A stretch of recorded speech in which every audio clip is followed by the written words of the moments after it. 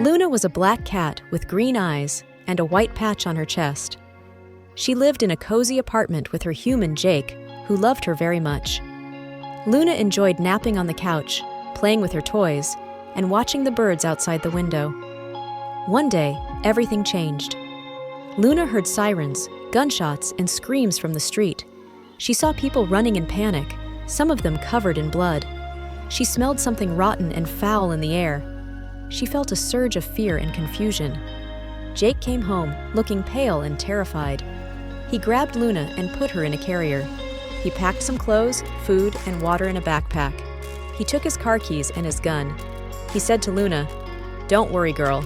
We'll get out of here. We'll find a safe place." He carried Luna to the car and drove away from the city. He turned on the radio and listened to the news. Luna heard words like zombies, infection, outbreak, and quarantine. She didn't understand what they meant, but she sensed that something very bad was happening. Jake drove for hours, avoiding the main roads and the crowded areas. He stopped at a gas station to refuel and get some supplies. He left Luna in the car and told her to stay quiet. He went inside the store. Luna waited for him to come back, but he didn't. She heard a loud bang and a scream. She looked out the window and saw Jake lying on the ground, surrounded by a group of people. They were not normal people. They had pale skin, red eyes, and bloody mouths. They were biting Jake, tearing his flesh and bones. Luna felt a surge of grief and anger. She wanted to help Jake, but she knew she couldn't.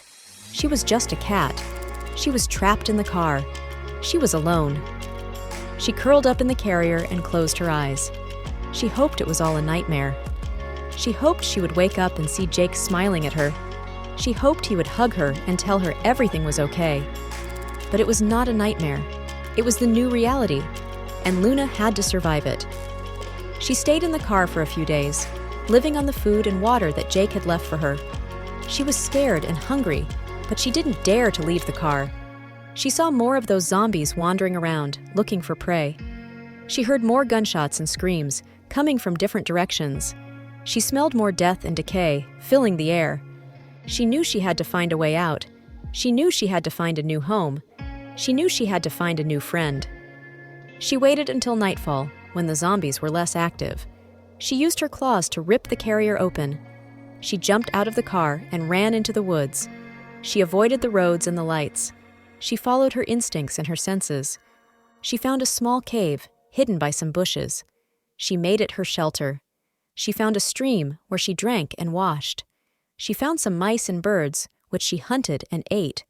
She learned to adapt and survive. She learned to be strong and smart. She also became lonely and sad. She missed Jake and his love. She missed her home and her toys. She missed the birds and the window. She wondered if there were any other cats like her. She wondered if there were any other humans like Jake. She wondered if there were any other places like her home. She decided to find out. She decided to explore the world. She left the cave and ventured into the unknown.